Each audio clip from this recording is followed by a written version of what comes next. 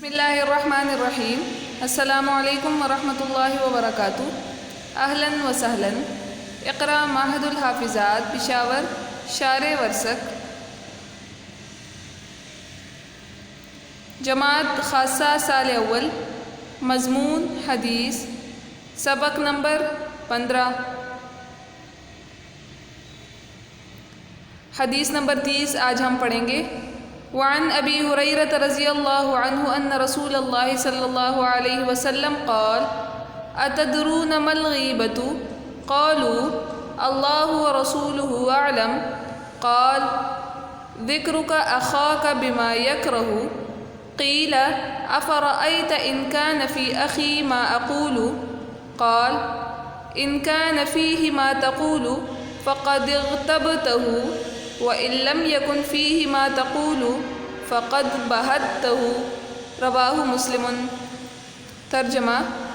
ابو ہریرہ رضی اللہ عنہ سے روایت ہے کہ رسول اللہ صلی اللہ علیہ وسلم نے فرمایا، اتدرون ما الغیبۃ، کیا تم جانتے ہو کہ غیبت کیا ہے؟ قالوا، صحابہ کرام نے عرض کیا کہ اللہ اور اس کا رسول ہی زیادہ جانتے ہیں۔ تو آپ صلی اللہ علیہ وسلم نے فرمایا کہ ذکرک اخاک بما یکرہ، کہ آپ کا اپنے بھائی کا ذکر کرنا ان الفاظ کے ساتھ جس کو وہ ناپسند کرتا ہو۔ کہا گیا یا پوچھا گیا کہ افرأیت ان کان فی اخی ما اقول، افرأیت کہ مجھے خبر دیجئے یا آپ کا کیا خیال ہے، ان کان فی اخی اگر وہ بات میرے بھائی میں موجود ہو، ما اقول جو میں کہہ رہا ہوں، یعنی اس کی جو غیبت کی ہے، جو بات بیان کی ہے، وہ عیب اس میں موجود بھی ہو اور اس کے بارے میں نے بات کی ہو، تو قال آپ صلی اللہ علیہ وسلم نے فرمایا کہ ان کان فیہ ما تقول، کہ اگر وہ بات جو تم نے کہی ہے وہ اس میں موجود ہو، فقد اغتبتہ، تو تحقیق تم نے اس کی غیبت کی ہے، یعنی یہی غیبت ہے۔ وَإِن لَّمْ يَكُنْ فِيهِ مَا تَقُولُ، اور اگر وہ بات اس میں موجود نہ ہو جو تم نے کہی ہے، فقد بَهَتْتَهُ، تو تم نے اس پر الزام لگایا ہے، تم نے بہتان اس پر لگایا ہے۔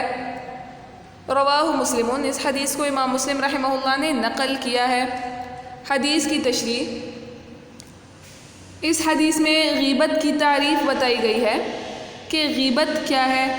تو کسی شخص کی عدم موجودگی میں، اس کی غیر موجودگی میں اس کے بارے میں ایسی بات کرنا کہ جس میں اس کا عیب ظاہر ہو، یا پھر وہ اگر اس بات کو سن لے تو اس کو ناپسند کرتا ہو، تو یہی غیبت ہے۔ امام ابو حامد غزالی رحمہ اللہ نے بھی کہا ہے کہ جس طرح غیبت کرنا قول سے حرام ہے، یعنی بات کرنے سے جس طرح کسی کے عیب بیان کرنا یہ حرام ہے، تو اسی طرح تعریضاً، کنایتاً یا اشارتاً بھی کسی کے بارے میں اس کے عیب کی طرف اشارہ کرنا یا اس کے عیب کو ظاہر کرنا یہ بھی حرام ہے۔ اور کسی طرح بھی کسی کی نقل اتارنا یہ سب بھی غیبت میں شامل ہے۔ پھر جو مغتاب ہے، جس کی غیبت کی جا رہی ہے، اس کا جو عیب بیان کیا جا رہا ہے، خواہ اس عیب کا تعلق اس کے بدن سے ہو یا اس کے عقل سے ہو یا دین سے ہو یا اس کے مال، اسباب، اولاد یا ماں باپ وغیرہ سے ہو، جس چیز سے بھی اس کا تعلق ہوگا، یہ سب کے سب غیبت میں داخل ہے اور سب جو ہے وہ حرام ہے، اس پر حرام کا حکم لگایا جائے گا۔ پھر غیبت کی جو وہ ہے، اس کے لیے ایک شرط یہ ہے کہ جس شخص کے بارے میں بات کی جا رہی ہے تو اس کا غائب ہونا، غیر موجودگی میں اس کے بارے میں بات کرنا یہ شرط ہے۔ لہٰذا اگر کسی کی برائی بیان کی جا رہی ہے اور وہ سامنے موجود ہو تو یہ غیبت نہیں ہے، بلکہ اس میں گناہ تو ہے، گناہ اس سے زیادہ ہے، کیونکہ اس میں ایذا رسانی ہے، دل شکنی ہے کہ اس کو تکلیف ہو رہی ہے، تو اس میں گناہ تو ہے، لیکن غیبت اس کو نہیں کہا جا سکتا۔ غیبت کے لیے شرط یہ ہے کہ مغتاب جو ہے، جس کی غیبت کی جا رہی ہے، وہ غائب ہو، اور یہ غیبت جو ہے یہ حقوق العباد میں سے ہے، تو جب تک بندہ معاف نہیں کرے گا تب تک یہ گناہ معاف نہیں ہوگا۔ لیکن حضرت اشرف علی تھانوی رحمہ اللہ نے یہ لکھا ہے کہ غیبت تب حقوق العباد میں داخل ہوتی ہے کہ جب مغتاب کو اس کی اطلاع ہو جائے، یعنی جس کی غیبت ہو رہی ہے اگر اس کو وہ بات پہنچ جائے تو تب یہ غیبت جو ہے وہ حقوق العباد کے ساتھ اس کا تعلق ہوگا۔ لیکن اگر مغتاب کو اس کی اطلاع نہ ہو، مغتاب کو اس کا پتہ نہ چلے، تو یہ حقوق اللہ میں سے ہے۔ اسی طرح جو غیبت کی مذمت کے بارے میں ہے تو اس میں بھی بہت ساری احادیث مروی ہیں۔ قرآن کی آیت سورہ حجرات کی جو آیت ہے وہ بھی غیبت کی مذمت میں ہے۔ تو احادیث میں ایک حدیث میں یہ آتا ہے کہ الغیبت اشد من الزنا، غیبت زنا سے زیادہ سخت گناہ ہے۔ تو یہاں پہ بھی اس کی مذمت بیان ہوئی ہے، اور زنا کے ساتھ اس کو اس لیے ذکر کیا ہے کہ چونکہ زنا کو انسان جو ہے، اگر کسی انسان سے یہ گناہ ہوتا ہے تو اس کو معلوم ہوتا ہے کہ اس سے بہت بڑا کام سرزد ہوا ہے، بہت بڑا گناہ اس نے کیا ہے، تو اس کو وہ شرمندہ ہو کر توبہ کر لیتا ہے۔ لیکن اگر کوئی غیبت کرتا ہے تو پہلے تو اس کو غیبت کا پتہ نہیں چلتا، اور اگر ہو بھی جائے تو اس کو کوئی اتنا بڑا گناہ نہیں سمجھتا، تو اس لیے اس کو توبے کی توفیق بھی نہیں ہوتی یا وہ توبہ نہیں کرتا۔ تو اسی لیے غیبت کو زنا سے زیادہ سخت گناہ قرار دیا ہے۔ اسی طرح انس رضی اللہ عنہ کی جو روایت ہے جس میں آتا ہے کہ آپ صلی اللہ علیہ وسلم جب معراج کے موقع پر آسمانوں پر گئے اور ان کو جنت جہنم کی سیر کرائی گئی، تو وہاں پہ آپ صلی اللہ علیہ وسلم فرماتے ہیں کہ میرا گزر ایک ایسی قوم پر ہوا، ایسے لوگوں پر ہوا کہ ان کے ناخن تانبے کے تھے اور وہ اپنے ناخنوں سے اپنے چہرے اور اپنے بدن کا گوشت نوچ رہے تھے۔ تو آپ صلی اللہ علیہ وسلم فرماتے ہیں کہ میں نے جبرائیل علیہ السلام سے پوچھا کہ یہ کون لوگ ہیں؟ تو جبرائیل علیہ السلام نے فرمایا کہ یہ وہ لوگ ہیں کہ جو اپنے بھائی کی غیبت کرتے ہیں، ان کی آبرو ریزی کرتے ہیں، ان کی عزت کو پامال کرتے ہیں۔ تو یہ غیبت کی مذمت میں یہ احادیث ہو گئی۔ اب کچھ اس حدیث سے تو یہ معلوم ہوا کہ غیبت جو ہے وہ حرام ہے، کسی صورت غیبت کرنا یہ جائز نہیں ہے، کسی کے لیے کسی کے عیب بیان کرنا یہ جائز نہیں ہے۔ لیکن کچھ ایسے مقامات بھی ہیں کہ جن میں کسی کی غیبت کرنا یہ جائز ہوتا ہے، کسی کے عیب بیان کرنا یہ جائز ہو جاتا ہے اور اس پر کوئی گناہ نہیں ملتا۔ اب وہ کون کون سے مقامات ہیں؟ تو ان مقامات کا ہم ذکر کرتے ہیں۔ پہلا مقام تو یہ ہے کہ اگر کوئی مجاہر ہے، فاسق آدمی ہے، تو اس کی غیبت کرنا جائز ہے۔ مجاہر یعنی جو جہراً علانیتاً گناہ کے کام کرتا ہو، سب کے سامنے وہ اعلانیہ طور پر گناہ کرتا ہو، فاسق آدمی ہو، تو اس کی غیبت جائز ہے، لیکن اس نیت سے جائز ہے کہ انسان کی نیت یہ ہو کہ میں دوسروں کو جو اس کے عیب بیان کر رہا ہوں تو لوگ اس کی شرارت سے، اس کی برائیوں سے محفوظ رہیں۔ تو اس کی شرارت اور برائیوں سے دوسروں کو محفوظ کرنے کی خاطر اس کی غیبت کرنا یہ جائز ہے، یہ گناہ نہیں ہے۔ دوسرا مقام کہ جہاں غیبت کرنا جائز ہے وہ یہ ہے کہ مظلوم جو ہے وہ ظالم کا ظلم وہ حاکم تک پہنچا سکتا ہے، حاکم کے سامنے ظالم کا ظلم وہ بیان کر سکتا ہے۔ اگرچہ کہ یہ تو غیبت ہے، لیکن جو ظالم برائیاں کر رہا ہے، زیادتیاں کر رہا ہے، تو اس کو حاکم کے سامنے اس لیے وہ لے جا رہا ہے تاکہ یہ ظلم سے نجات والے، اس پر جو ظلم ہو رہا ہے وہ اس سے بچ جائے، تو یہ بھی جائز ہے۔ تیسرا مقام یہ ہے کہ ایسا بدعتی شخص کہ جس کی بدعت متعدی ہو رہی ہو، یعنی آگے دوسروں تک اس کی بدعت پہنچ رہی ہو، اس کی بدعت کا اثر دوسروں تک پہنچ رہا ہو، اور اس کی غیبت کرنے سے اس کا اس بات کو آگے بڑھانے سے یہ فائدہ بھی ہوتا ہو کہ وہ دوسروں تک اس بدعت کو نہ پہنچانے پائے، یعنی دوسرے لوگ اس بدعت سے بچ جائے، تو اصلاح کی نیت سے اور بچاؤ کی نیت سے وہ اگر اس کی غیبت کر دے تو یہ جائز ہے۔ لیکن اگر اس کو پہلے سے یہ پتہ ہو کہ اگر وہ غیبت کرے گا، اس کی شکایت لگائے گا تو اس کو یہ فائدے حاصل نہیں ہوں گے، یعنی جو دوسروں کو بچانے کی خاطر وہ یہ بات پہنچا رہا ہے، تو اگر اس کو یہ فائدہ نہ ہوتا ہو تو تب غیبت برائے غیبت یہ جائز نہیں ہے، لیکن اگر فائدہ ہو رہا ہو تو تب جائز ہے۔ چوتھا مقام یہ ہے کہ کسی سے اس کی برائی کو دور کرنے میں اس کی مدد کرنا اور اس کی بات آگے پہنچانا تاکہ اس کی اصلاح ہو جائے، تو یہ بھی جائز ہے۔ یعنی مثلاً کوئی کسی برے کام میں، گناہ کے کام میں مشغول ہے، تو اس کو اس گناہ کے کام سے بچانے کے لیے کسی کو اس کی شکایت کرنا، کسی بڑے کو اس کی بات کرنا تاکہ وہ اس کو روک دے۔ جیسے کہ روایات میں آتا بھی ہے کہ عمر رضی اللہ عنہ ایک بار عثمان رضی اللہ عنہ سے یا پھر طلحہ رضی اللہ عنہ کے پاس سے گزرے، تو عمر رضی اللہ عنہ نے ان کو سلام کیا،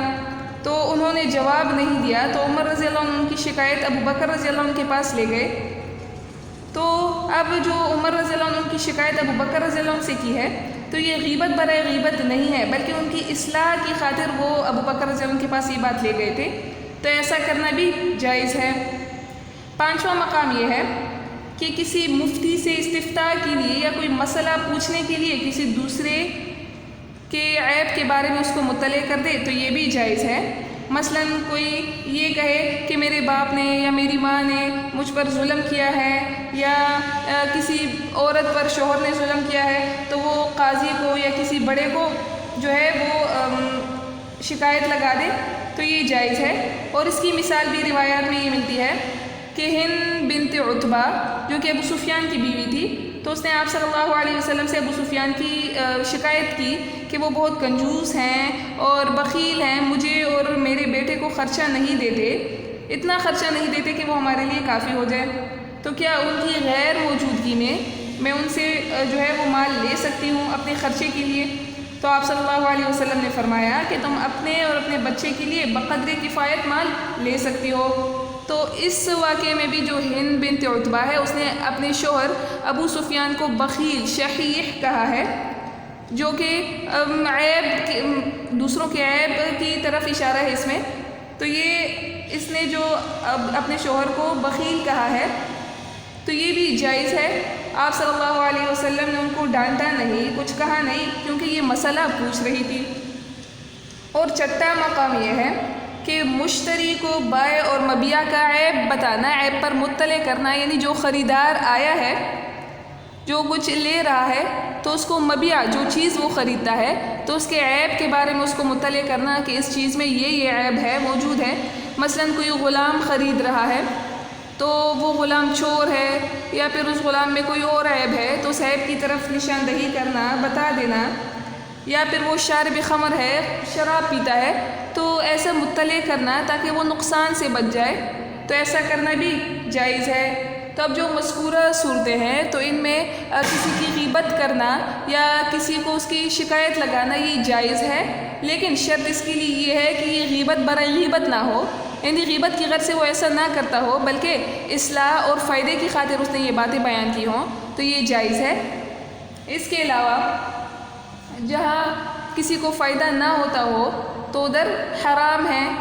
غیبت کرنا۔ پھر اگر کسی نے غیبت کی ہے تو غیبت سے توبہ کرنے کا کیا حکم ہے؟ تو اس کے بارے میں آتا ہے کہ جو غیبت کرنے والا ہے اس شخص پر یہ واجب ہے کہ جس کی غیبت کی ہے تو اس سے معافی طلب کرے۔ اور علامہ خیاطی رحمہ اللہ نے بھی یہ کہا ہے کہ اگر مغتاب لہو کو اس کی غیبت، یعنی جس کی غیبت ہوئی ہے، اس کو وہ بات نہیں پہنچی، تو ایسی غیبت سے صرف توبہ اور استغفار کرنا یہ کافی ہے، یعنی توبہ استغفار سے وہ گناہ معاف ہو جائے گا۔ اور اکثر اہل علم نے بھی اس قول کو پسند کیا ہے۔ لیکن اگر مغتاب لہو جس کی غیبت ہو رہی ہے اس کو وہ غیبت پہنچی ہے، تو پھر یہ حقوق العباد ہے، اور اس جو غیبت کرنے والا ہے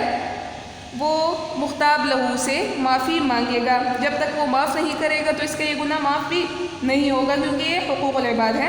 تو اب اس سے معافی مانگنا لازمی ہے۔ لیکن اگر مغتاب لہو مر چکا ہے، وہ وفات پا چکا ہے، اور اس سے معافی مانگنے کی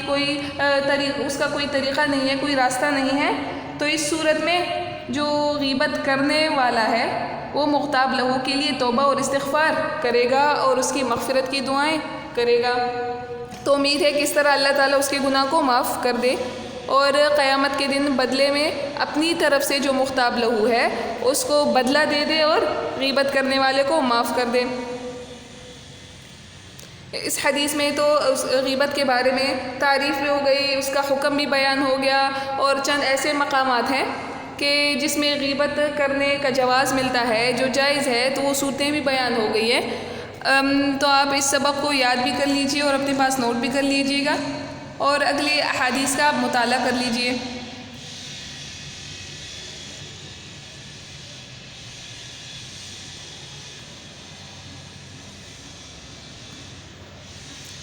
وآخر دعوانا الحمد للہ رب العالمین۔